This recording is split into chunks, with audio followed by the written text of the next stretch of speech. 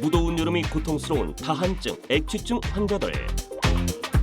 누구나 땀을 흘리고 사람마다 개인의 체취가 있지만 정도가 심해 곤욕스러운 경우도 많다는데 땀이 주는 스트레스로 인해 정신적 질환뿐 아니라 사회생활에 지장을 불러올 수 있어 정확한 진단과 치료가 필요하다. 이번 시간에는 여름이 두려운 질환, 다한증과 액취증의 모든 것에 대해 알아봅니다.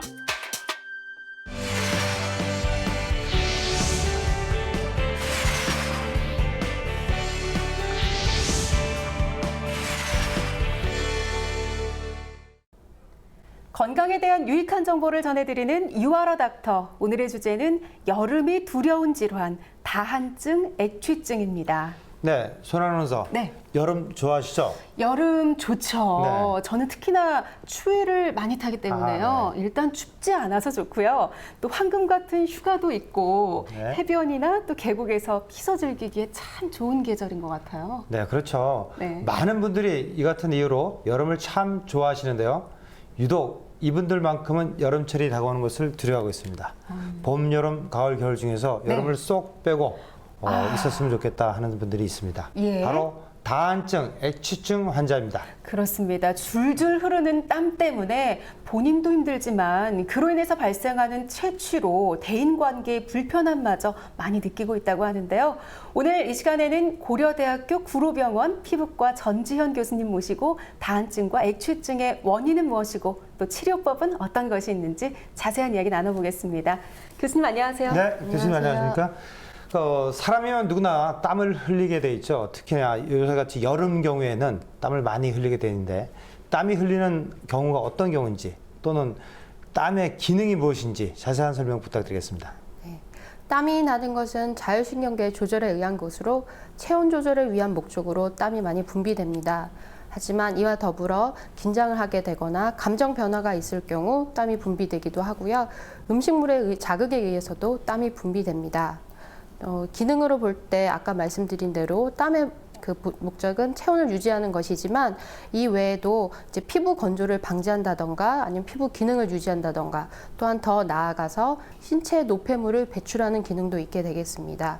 또 실제적으로 볼 때 이제 손 발바닥에 습기가 공급되어야지만 어떤 감각이나 운동, 촉감이 좋아지기 때문에 이런 것을 유지하는 기능도 있겠습니다. 네, 체온 조절부터 피부를 보호하는 기능까지 역할까지. 땀이 이렇게 중요한 역할들을 많이 합니다. 그렇죠. 그런데 어떤 분들은 나는 땀이 너무 많이 난다. 또 어떤 분들은 나는 유독 땀이 나질 않는다. 네. 이렇게 땀이 과하거나 과하게 많이 나거나 또 너무 나지 않는 경우에 우리 몸에 미치는 영향은 어떨까요?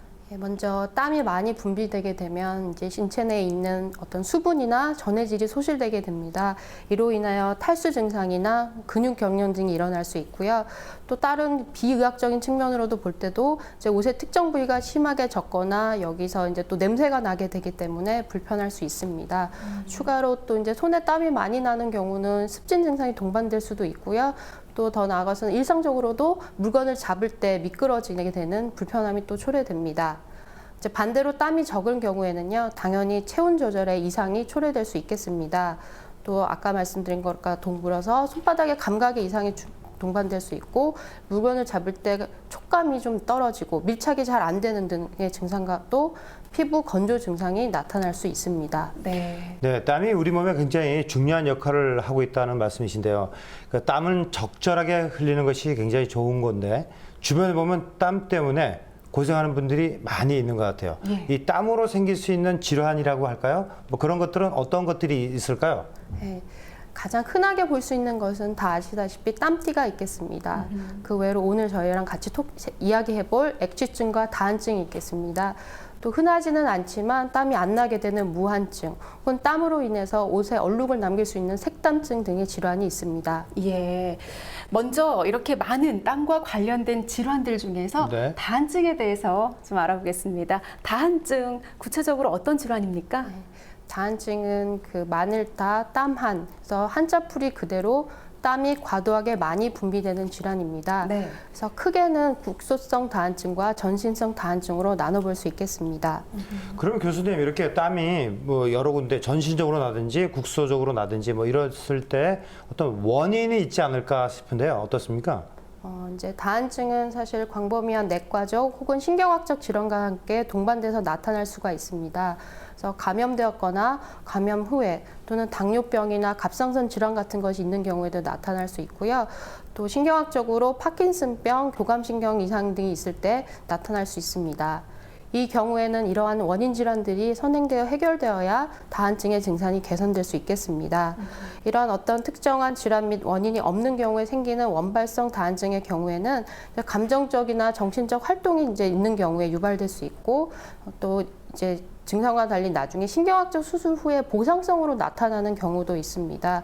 또 신경 손상 후에 회복 과정에서 일시적으로 다한증이 나타나는 경우도 있겠습니다. 네, 교수님의 이런 설명을 들어보니까 원인을 찾는 것도 참 어렵겠다 네. 하는 생각이 드는데요. 원인만큼이나 다한증의 발병 부위도 참 다양하다고 하는데요. 네네. 네, 신체별로 나타나는 다양한 증상들 화면으로 모아봤습니다. 함께 보시죠. 초등학교 동창을 같은 회사에서 동료로 만나게 될 줄이야. 기대된다. 기대돼. 친구, 오래 기다렸어? 이야, 이게 얼마만이니? 진짜 얼마만이야. 와, 너 진짜 하나도 안 변했다. 오랜만에 악수나 한번 하자. 앞으로 잘 부탁해. 에? 가만히 앉아만 있어도 땀 줄줄 나는 한여름에 웬 장갑? 너 캐릭터 독특하다. 이거 좀 그럴만한 사정이. 이 부서로 발령난 거야? 이제 출근한 지 일주일 됐는데 적응하느라 너무 힘들다. 처음이라 그렇지 뭐. 잠깐만. 여보세요? 그래요? 어쩔 수 없죠 뭐. 알겠습니다. 왜? 무슨 일 있어? 컴퓨터 키보드가 망가져서 AS 맡겼는데 너무 젖어서 수리가 안 된대. 버피 쏟았구나. 아니, 이것 때문에 내가 손에 너무 땀이 많이 나서 이렇게 장갑까지 끼는데 그 땀 때문에 키보드가 망가져가지고 벌써 몇 번을 바꿨는지 몰라. 손과 팔에 땀이 많이 나는 수족 다한증. 자, 맛있게 많이 드셔. 내가 쏘는 환영턱이야. 우리 이렇게 같이 밥 먹으니까 고등학교 때 도시락 먹었던 거 생각난다. 맞다, 맞아. 내가 네 도시락 반찬 뺏어 먹고 그랬는데. 그래, 너 진짜 그때 장난꾸러기였어. 배고프다. 우리 이제 빨리 밥 먹자. 어릴 적 친구가 이래서 좋구나. 간만에 만나도 전혀 어색하지가 않아. 너 밥을 먹으면서 무슨 땀을 그리 흘리냐? 혹시 내 앞이라고 긴장하는 거야? 나 다 먹을 동안 넌 반도 못 먹었잖아. 그게 아니고 난 음식만 먹으면 이렇게 얼굴에 땀이 많이 나. 얼굴에 땀이 비오듯 흐르는 안면 다한증. 친구, 외근 나갔다 오니? 외부 PT 있었어. 너 지금 나가나 봐? 나도 멋지게 한 건 해야지. 잠깐만. 밖에 비 와? 우산 챙겨야겠다. 비? 비 안 오는데? 밖에 완전 햇볕 쨍쨍해서 기절하는 줄 알았어. 아니, 근데 옷이 왜 이렇게 다 젖었냐? 내가 얘기했잖아. 나 땀 많이 난다니까. 얼른 가서 옷 갈아입어야겠다. 옷까지 싸갖고 다닐 정도야? 병원 한번 가봐. 상의를 흠뻑 적실 만큼 땀이 흐르는 겨드랑이 다한증. 일상생활에 지장을 줄 만큼 손에 땀이 나고 비오듯 쏟아지는 얼굴 땀은 물론 옷을 적시고 악취까지 등반하는 겨드랑이 땀까지 신체별로 나타나는 다한증의 증상들 어떻게 해결해야 할까? 네, 다한증의 신체별 증상을 잘 보았습니다. 네. 화면에서 보니까 얼굴, 겨드랑이, 손에 땀이 나는 것이 많이 있는데 그렇죠. 교수님 다른 부위에도 이런 증상이 다 나타나겠죠? 네, 그렇습니다. 그래서 화면에서 보신 것처럼 손바닥, 발바닥, 겨드랑이 이제 주로 증상이 나타나게 되지만 실제로는 코와 이마, 입술 윗부분의 피부와 두피에서 또 나타날 수 있고요. 우리가 흔히 앉았다 일어나면 느낄 수 있는 것처럼 사타구니나 회음부 위치에서도 땀이 많이 나는 경우가 있습니다. 그렇군요. 네, 주변에서 보면은 땀으로 인해서 땀이 많이 나는 것처럼 다한증으로 고생하는 사람도 있지만 이런 분들이 아까 손한 아나운서처럼 학습에도 문제가 있고 예. 또 생활 습관에도 문제가 많은 사람들이 많이 주변에 있거든요. 그렇습니다. 학생 때도요, 중고등학교 때 다한증이 있는 친구가 있었어요. 네네. 그때는 사실 다한증인지를 몰랐는데 네. 땀이 정말 많은 친구였거든요. 그래서 뭐 필기를 할 때도 손에 땀이 많이 나다 보니까 공책이 다 젖어서 찢어질 네. 정도로 심해서 뭐 면장갑을 끼고 끼고. 필기를 하기도 했고 여러모로 생활에 불편한 점이 많더라고요. 네, 그러면 이제 학교에서 어려움이 학습 능력에 많이 문제가 될 것 같아요. 그렇죠. 예. 네, 가능하다면 이런 분들은 빨리 치료하는 것이 좋을 것 같은데 교수님, 다한증은 어떻게 치료하는 것이 좋을까습니까? 네. 먼저 처음에 말씀드린 원인들을 먼저 찾아보고요. 혹시 증상과 관련된 원인과 관련된 질환이 있는 경우에는 이 질환을 먼저 치료하는 것이 필요하겠습니다. 이후에 이제 증상의 정도에 따라서 치료를 생각해 볼 수 있는데요. 증상이 이제 심하지 않고 특발성 다한증인 경우에는 먼저 비수술적 치료로 국소적으로 약물을 도포하는 것을 고려해 볼 수 있습니다. 근데 이것이 가장 어떻게 보면 치료하기 쉬운 방법이고요. 주변에서 쉽게 할 수 있기 때문에 적용하는 경우가 많은데요. 한콜린제 약물이나 염화 알루미늄을 도포할 수 있고 이제 그 약국에서 구입하실 수가 있습니다. 이거는 자주 이제 바르다 보면 효과는 확실히 볼 수 있는데요. 이제 문제점은 피부에 약간의 자극 증상을 동반할 수가 있게 되겠습니다. 하지만 이 자극 증상은 약물 도포를 중단하거나 가벼운 피부 연고의 다른 연고제 도포로 해결할 수 있기 때문에 큰 문제는 아니고요. 이제 다른 방법을 고려해 본다면 수돗물이나 한콜린제를 역시 이용한 이온 영동 치료를 생각해 볼 수 있습니다. 네. 이 방법도 몸에 어떤 부담이 적고 효과가 있는 방법이긴 하지만 이제 병원에 자주 방문해야 되는 불편함이 따를 수가 있습니다. 또 이후로는 이제 보툴리눔 톡신을 이제 피부에 주입하는 것을 생각해 볼 수 있는데요. 예. 이 경우는 그 땀이 많은 피부 부위에 직접 보툴리눔 톡신을 주사하게 됩니다. 효과가 좋지만 이거는 반복이 필요하기 때문에요. 어떤 특정 계절이면 그 계절 시작하기 전에 주입을 하고 한 6개월 정도 이제 증상이 호전될 수가 있습니다. 네. 이런 방법들은 상대적으로 쉽게 적용해 볼 수 있는 방법이고요. 이제 이런 방법이 귀찮은 경우에 이제 경구제를 사용하는 방법을 생각해 볼 수 있는데 전신 약물 치료에 사용될 수 있는 한콜린성 약물의 경우에는 이 약제 복용에 동반되는 부작용이 심한 경우가 많기 때문에 사실 주의해서 사용해야 합니다. 예. 그리고 어떤 감정적인 긴장이나 그런 어떤 정서적인 요인이 관련된 경우에는 진정제나 혹은 정신 안정제를 사용하기도 하는데요. 이 경우 정신과적인 치료를 받는 것도 도움이 되는 경우가 있다고 합니다. 이상의 치료로 효과가 없거나 증상이 처음부터 이제 심한 경우에는 수술적인 방법을 고려할 수가 있겠습니다. 네. 그래서 흉곽 교감 신경 절제술을 사용할 수 있는데 손 발바닥이나 겨드랑이에 발생하는 다한증의 경우에는 이 치료 방법으로서 95% 이상 정도에서 만족감을 얻을 수 있다고 알려져 있습니다. 예. 그래서 때로는 뭐 합병증이 동반될 수 있지만 이 경우는 뭐 그 이후에 치료를 생각해 볼 수 있겠고요. 그리고 더불어서 이제 겨드랑이에 국한된 다한증의 경우에는 그 땀이 많이 나는 부위에 피부를 절제하는 피부 절제술이나 아니면 지방을 흡입으로 해서 그 땀샘을 일부 제거하는 방법을 사용해 볼 수 있습니다. 예, 다한증을 치료할 수 있는 방법 굉장히 아주 다양하군요. 다양한가 봅니다. 네. 네네. 그리고 뭐 가벼운 경우에는 뭐 시술, 뭐 혹은 네. 바르는 약부터 시작해서 네. 뭐 먹는 약, 그리고 심할 경우 수술까지 다양하게 이제 전문의 진료를 받고 선택을 할 수가 있을 텐데요. 간혹 이렇게 생활에 좀 불편함은 많이 있겠지만 통증이 있는 건 아니잖아요. 그렇죠. 그리고 또 생명에 당장 뭐 지장을 주는 것도 아니고요. 그래서 혼자 숨기는 사람도 많이 있을 것 그렇죠. 같아요. 그래서 치료받기를 좀 꺼려하시는 분들도 계신데 이런 경우에 계속 방치해 둔 경우 우리 몸에 어떤 또 문제점이 나타날 수 있을까요? 특별한 원인이 없는 원발성 다한증의 경우에는 의학적인 문제를 일으키는 경우가 실제로 많지 않습니다. 하지만 대외적으로 이제 긴장을 하게 되거나 식사를 할 때 과도한 발한으로 인해서 불편함이 초래될 수는 있겠습니다. 또한 땀에 젖은 외관이나 의복이 이제 보기 안 좋고 동시에 여기서 땀 냄새 등이 동반되게 되므로 대인관계 및 사회생활에 지장을 줄 수 있겠으며 또 더 나아가서는 정신적으로 위축될 수가 있겠습니다.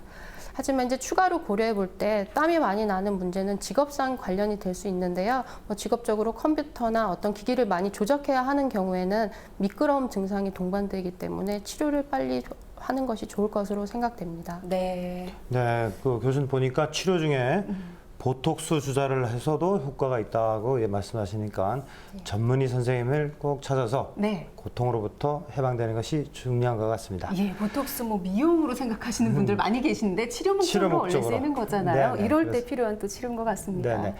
또 땀으로 인해서 생기는 또 다른 질환이 하나 있죠. 그 네. 고생하는 거, 액취증.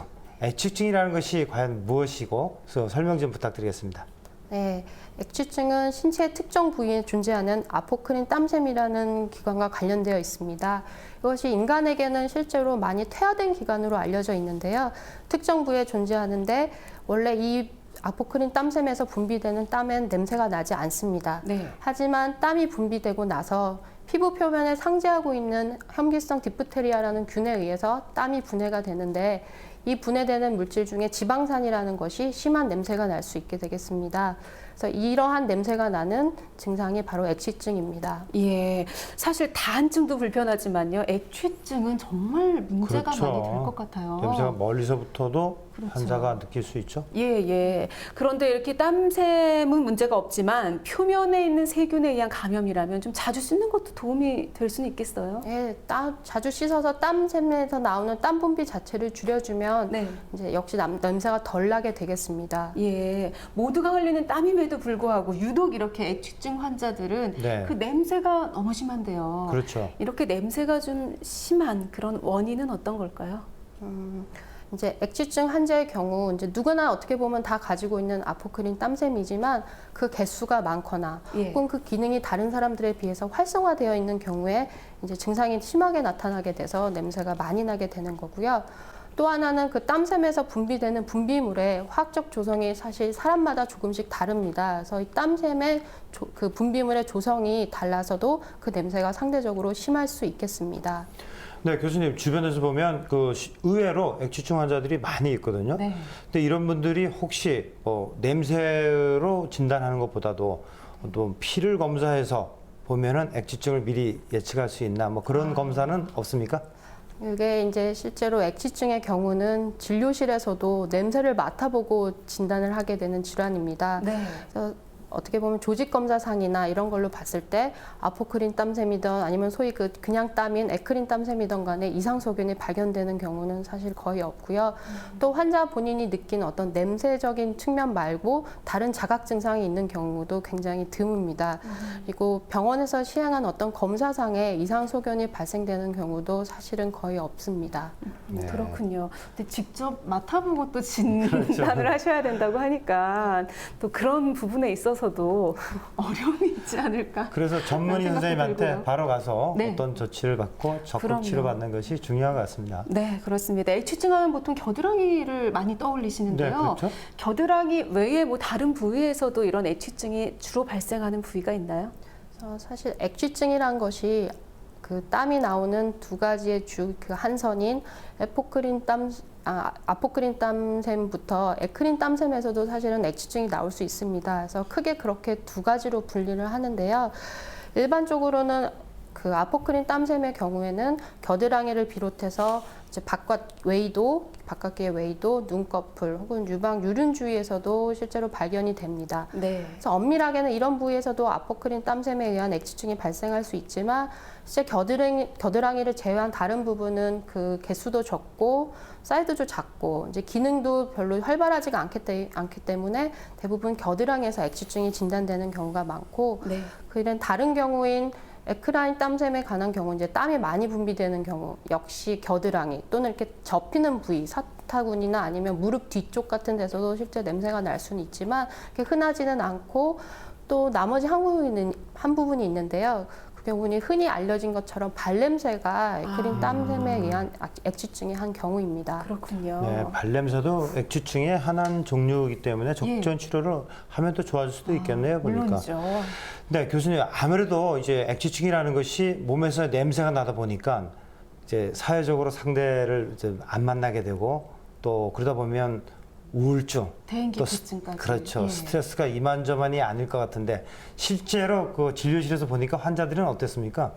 환자들이 이제 실제로 그 액취증 증상이 시작되는 경우가 이제 피부에 땀샘, 피지샘 이런 것이 활성화를 보이는 사춘기 때부터 거의 시작을 하게 됩니다. 근데 사춘기 때는 꼭 땀샘이 괴롭히지 않더라도 고민거리도 많고 예민한 시기이기 때문에 이런 증상으로 이제 학생들이 많이 고민을 해서 방학 때 이제 찾아오는 경우가 많습니다.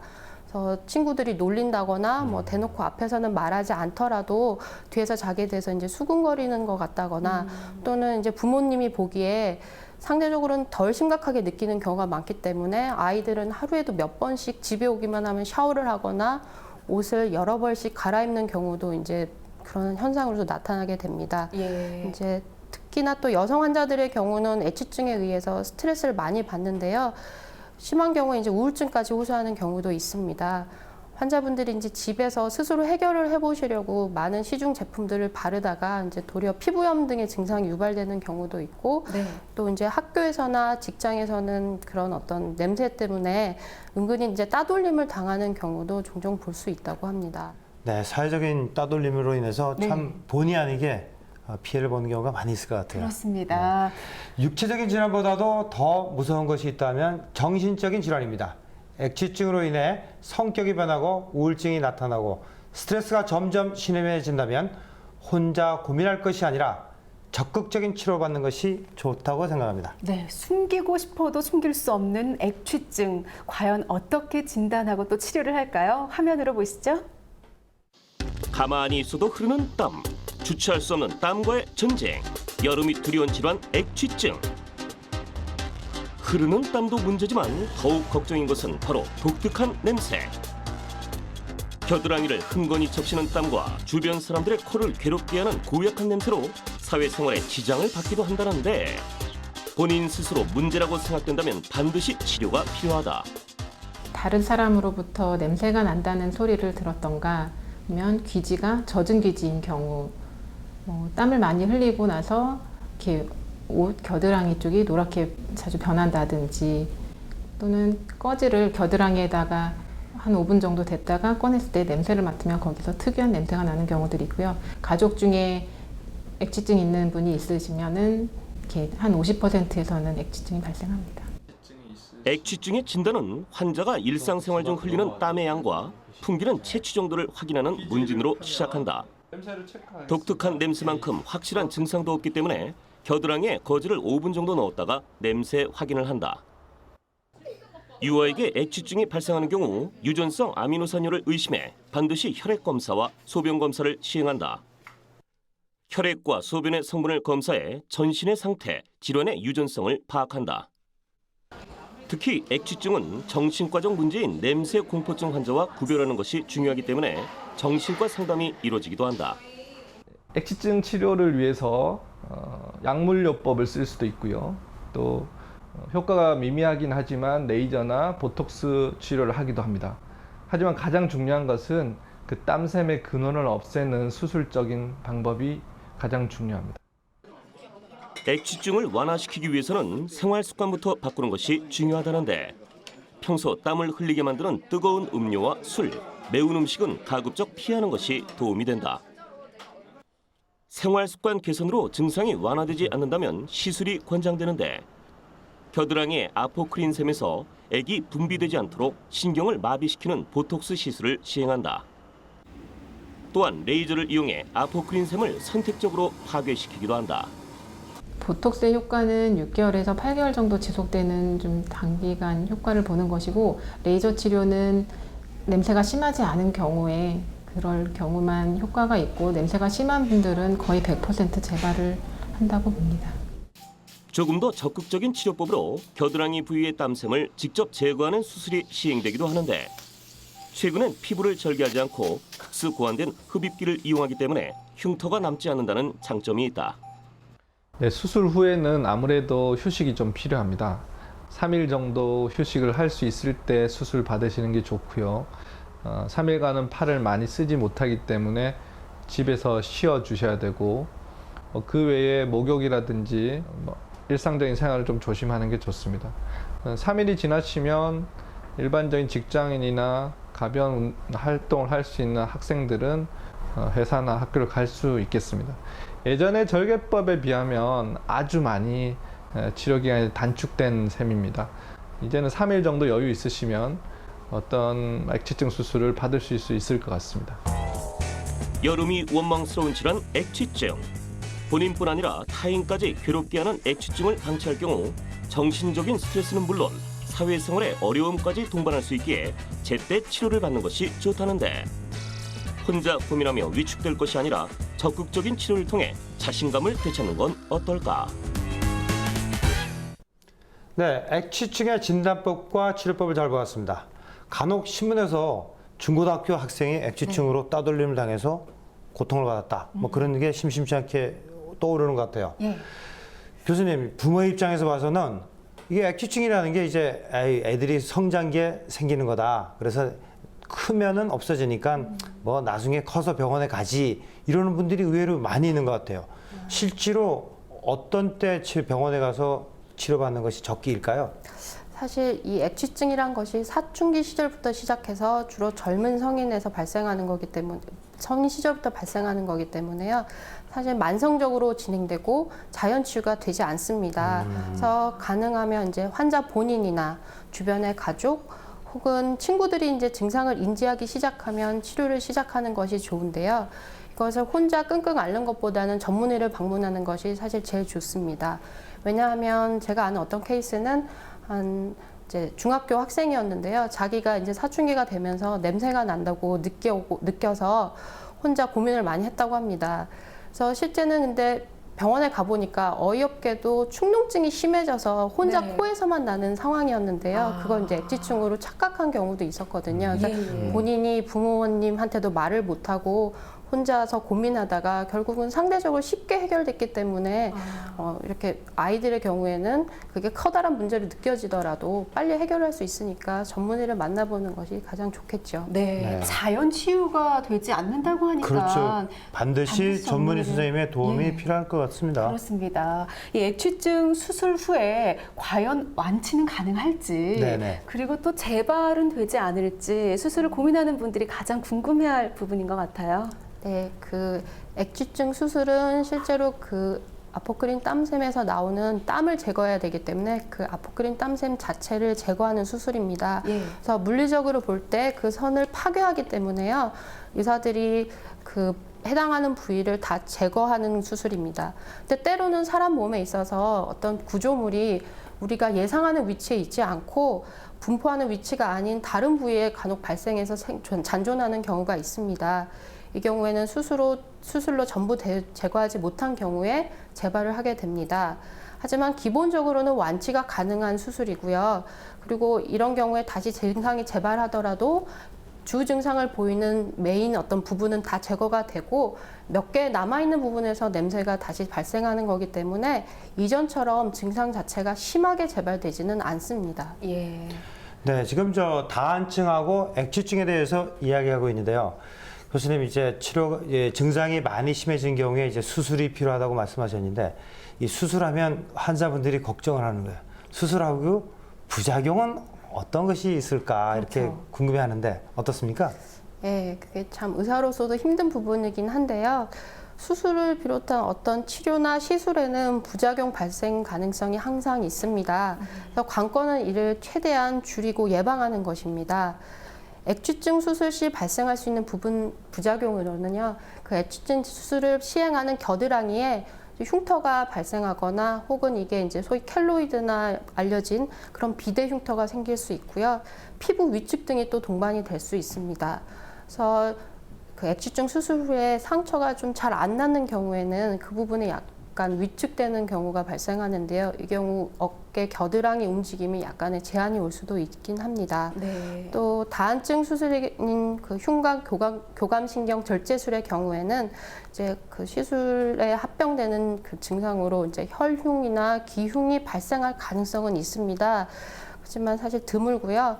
또 이러한 어떤 교감신경 자체에 관련된 증상으로 일과성 섬액, 영구 섬액이 또 발생할 수도 있습니다.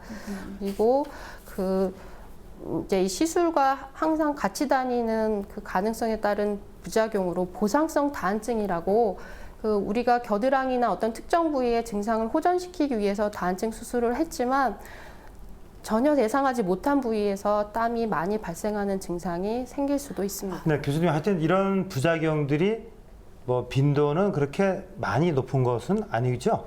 당연히 그렇죠. 이게 빈도가 많다면 실제 이런 수술을 쉽게 결정하기도 힘들 뿐더러 이게 중한 질환이 아닌데 수술을 해서 부작용이 높다면 수술을 사실 안 하고 살겠죠. 하지만 네네. 그렇지 않기 때문에 시술도 하고 치료도 되는 거라고 생각합니다. 네, 하여튼 완치가 된다는데 희망을 갖고 있겠습니다. 네. 그다음에 이제 모든 질환에서도 이제 어떤 잘 발생되는 사람들 그룹이 있지 않습니까? 네. 이렇게 그 액취증에 있는 발생되는 환자의 어떤 그룹이 뭐 예. 따로 있습니까? 어떤 분들이 많이 발생하는지. 그래서 액취증이라는 것이 이제 태어날 때 갖고 태어나는 어떤 아포크린 땀샘의 개수나 활동의 이제 정도에 따라 달라지기 때문에 취약계증이 완전히 따로 있지는 않겠지만 그 인종에 따라서는 사실 좀 다를 수 있겠습니다. 그리고 이게 땀의 분비랑 관계되는 것이기 때문에 더운 지역에 있다거나 어떤 뭐 이렇게 샤워나 이런 걸 잘 못하는 상황에서는 발생하는 가능성이 늘어날 수는 있겠습니다. 예, 잘 씻지 못하는 경우에 그런 네네. 환경에 있을 때 이제 아무래도 액취증이 많다. 개인 위생이 참 중요한 것도 한 원인이 될 수 제일 있군요. 중요할 것 같아요. 예, 그리고 특히 여성분들 요즘에 이제 많이 좀 시도하고 계신데 겨드랑이 제모하는 경우 많거든요. 냄새 난다고. 예, 네네. 뭐 간단하게는 뭐 이렇게 면도 여성용 면도기로 네네. 하는 경우도 있고 또 병원에 가서 레이저로 제모를 하는 경우도 있는데요. 네네. 제모를 하면 좀 땀이 많이 줄어든다, 다한증, 액취증에 도움이 된다 이런 설들은 많이 돌아다니는데요. 겨드랑이 제모와 땀과의 관계 어떻습니까? 그게 이제 한마디로 정의하기 힘든데요.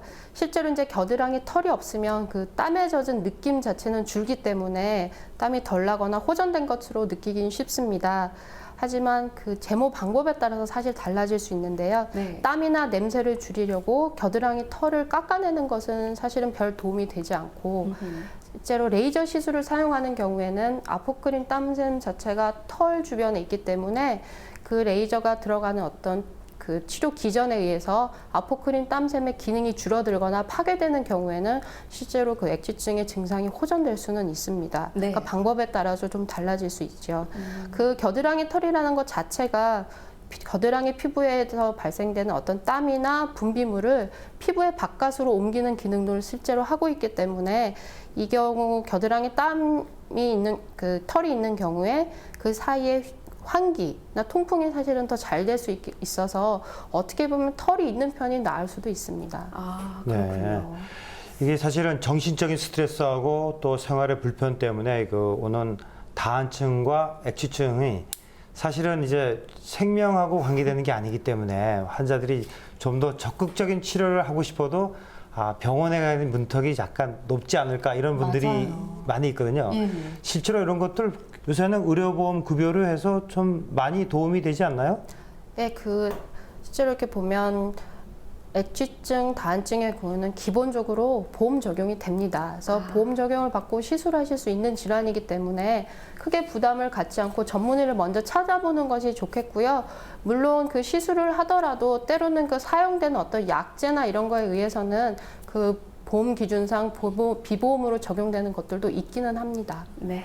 그러나 뭐 크게 환자분이 부담이 돼서 그것을 포기할 정도는 아니죠? 이렇게 증상에 비교해 보면 치료를 받는 효과가 좋을 가능성이 훨씬 많기 때문에요. 예. 시도해 보는 것이 좋다고 생각합니다. 네. 네. 여름철이면 땀을 억제시키고 땀 냄새를 잡아주는 이른바 에티켓 화장품이 특수를 누린다고 합니다. 예. 그만큼 땀과의 전쟁을 겪고 있는 분들이 많다는 이야기겠죠. 그렇습니다. 하지만 이런 제품들은 2차적인 해결 방안일 뿐 근본적인 해결책은 아니니까요. 전문 의료진과 상담 후에 문제의 원인을 해결하는 것이 좋을 것 같습니다. 이번 시간에는 다한증과 액취증에 대한 시민들의 알쏭달쏭한 궁금증을 알아보는 시간입니다. 하나씩 해결해 볼까요?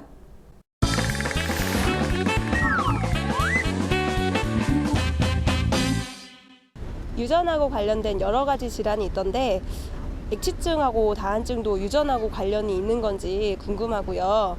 또 관련이 있다면 얼마나 있는 건지 궁금합니다.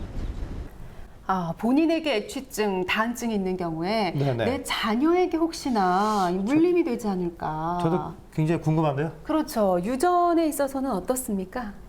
이렇게 답변을 드리면 좀 우울해하실 분들도 있을 것 같은데요. 네. 실제로는 부모에게서 액취증이 있는 경우에는 자녀에게서 발생할 확률이 그 없는 부모에게서 태어난 자녀보다는 높습니다. 하지만 이 질환은 흔히 생각하는 그런 유전 질환은 아닙니다. 다른 뇌 외과적 질환들과 마찬가지로 가족력을 보이는 것입니다. 보고된 발표에 따라 조금씩 다르긴 한데요. 사실 액취증의 경우에는 50%까지도 가족력의 연관성을 말하는 경우도 있습니다. 이런 의미에서는 유전과 관계가 있습니다. 예, 그렇군요. 유전과 관련이 직접적으로는 없지만 현실적으로 봤을 때는 네네. 굉장히 밀접한 관계가 있는 것 같네요. 더 중요한 건 또 완치가 가능하니까. 그럼요. 너무 희망이 스트레스 있습니다. 받을 필요는 없는 것 같습니다. 네, 계속해서 다음 질문 보여주시죠. 제가 여름철에 땀을 많이 흘리는 편이라 시중에 판매하는 땀 억제제를 사용을 하거든요.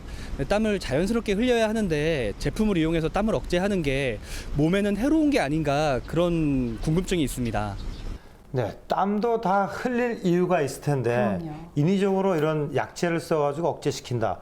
좀 문제가 있을 것 같은데 교수님 어떻습니까?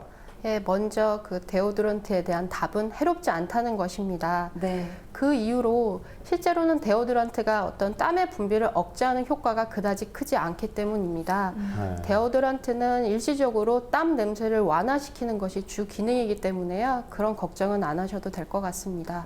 네. 계절에 따른 질환이라 그런지 시민들의 궁금증이 참 많이 있습니다. 네. 계속해서 다음 질문 만나볼까요? 제가 듣기로는 다한증 수술을 하게 되면은 그 수술한 부위 말고 다른 부위에서 더 땀이 과하게 난다는데 그게 사실인지 궁금해요.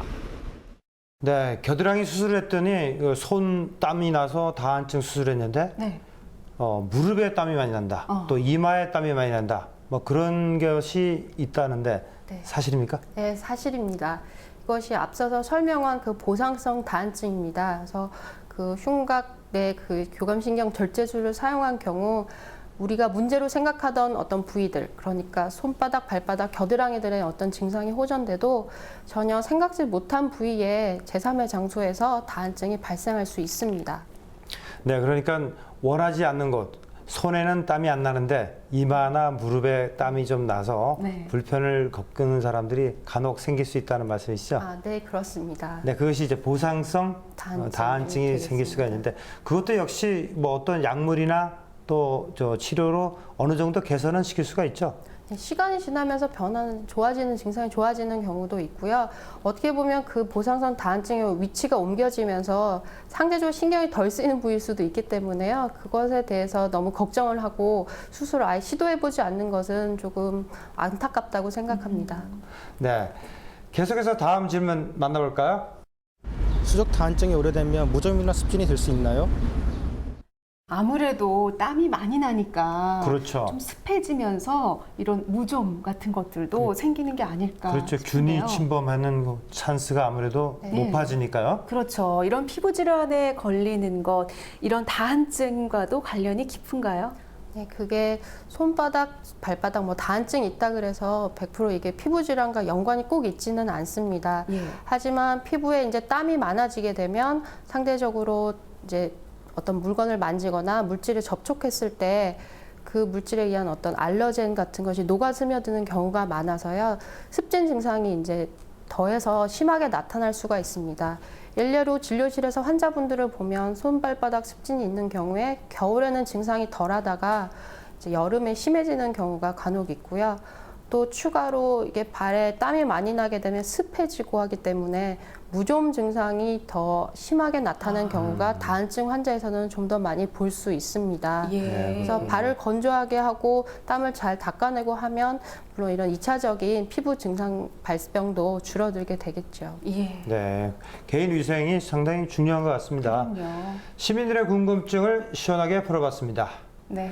교수님, 그 다한증하고 액취증 있는 사람들이 매운 음식을 먹으면 땀이 많이 나잖아요. 아, 상당히 많이 나요. 네, 예. 그래서 그런 사람들은 이제 그걸 피하는데 반대로 어떤 음식을 먹으면 이런 액취증과 다한증에 좋은 음식 뭐 그런 게 있을까요? 그 땀과 관련 있는 질환은 좀 전에 말씀하신 대로 자극적인 음식, 매운 거, 짠 거 이런 게 먹게 되면 이제 증상이 악화됩니다. 따라서 이런 종류의 음식을 피하는 것이 좋고요. 이제 최근에 그 청소년들이 카페인 흡수량이 뭐 어떤 에너지 음료 때문에 늘어난다고 자꾸 이제 방송에서 안 좋다고 방송을 하고 있는 건데요. 네네. 마찬가지로 커피나 홍차, 초콜릿 이런 카페인이 들어있는 제품을 먹게 되면 땀의 분비가 늘어납니다. 그래서 증상이 악화될 수 있기 때문에 이것을 역시 피하는 것이 좋습니다. 안타깝게도 특별히 다한증이나 액취증에 도움이 되는 음식이 딱히 알려져 있지는 않은데 유산소 운동을 하고 역설적으로 어떻게 보면 충분한 수분 섭취를 하는 것이 증상에 도움이 된다고 합니다. 예, 네. 자극적인 음식 그리고 카페인은 적이다. 그렇죠. 예, 올바른 식습관이 무엇보다 중요할 것 같은데요. 자, 끝으로 이런 땀과 냄새로부터 좀 해방될 수 있는 그런 네. 생활 속에 건강한 수칙이 있다면 알려주시죠. 예, 사실 땀이 나는 것은 일반적인 어떤 신체 항상성 유지 과정인데요. 이것이 건강에 안 좋을 경우에는 그 땀의 분비량이나 패턴, 냄새가 실제로 변할 수 있습니다. 그래서 특히나 뭐 간 질환이나 신장 질환을 가진 경우에 냄새도 다르게 나타나기도 하는데요. 따라서 일상적으로 건강을 유지하는 것이 어떻게 보면 최고의 방법입니다. 규칙적인 생활 습관, 충분한 수면, 그리고 적절한 운동, 그리고 건강한 식이 습관을 유지하는 것이 가장 중요합니다.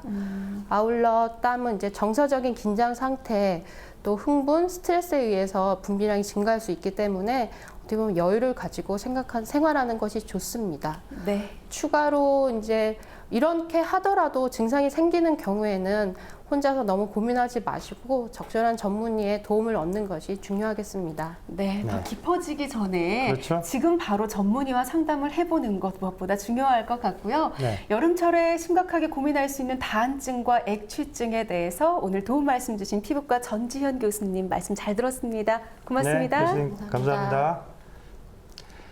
기상청에서는 올 여름은 평균보다 더 더울 것으로 예상하고 있습니다.